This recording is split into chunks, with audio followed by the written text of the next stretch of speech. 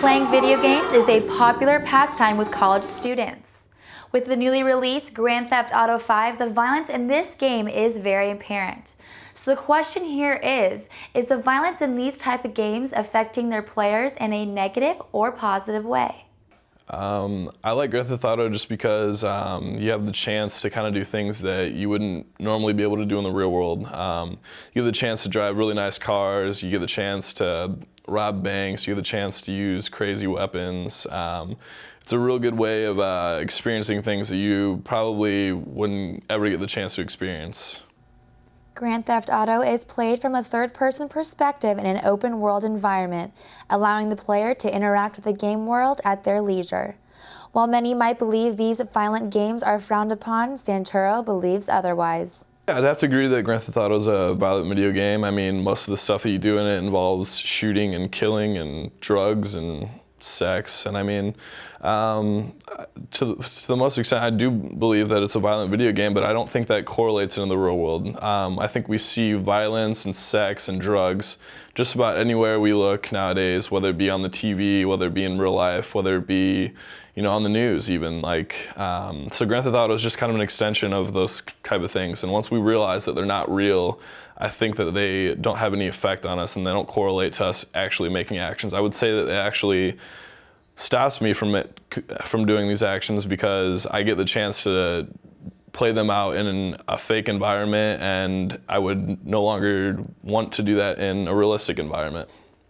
Glenn Sparks, a professor in the College of Liberal Arts here at Purdue, has experience in general research on the effects of mass media and the impact of violent video games. He believes Grand Theft Auto has become a more violent video game throughout the years, which raises some concerns for its players. There have been some dramatic instances that have been reported in the press where people have actually engaged in what we call copycat behavior or imitative behavior, where there was one incident recently where an adolescent decided to just go out and try to replicate a scenario in the game to see what it would feel like.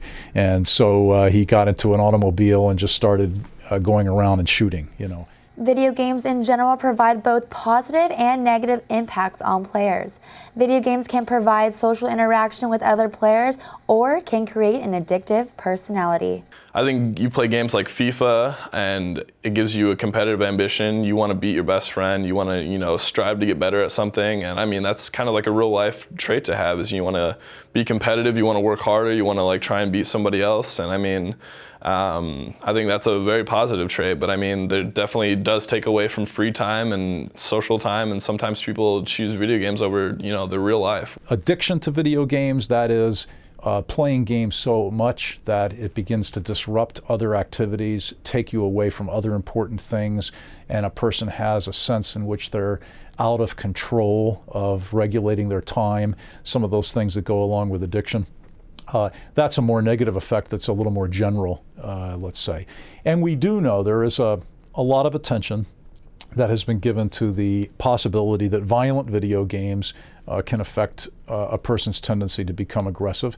And there is a good literature on that. So we know that is a possible effect of playing violent video games. Depending on whether you talk to a gamer or a scholar, the effects seem to be different with everyone. Whether it's positive or negative, video games impact players nonetheless. I'm Karina Gonzalez reporting for Fast Track.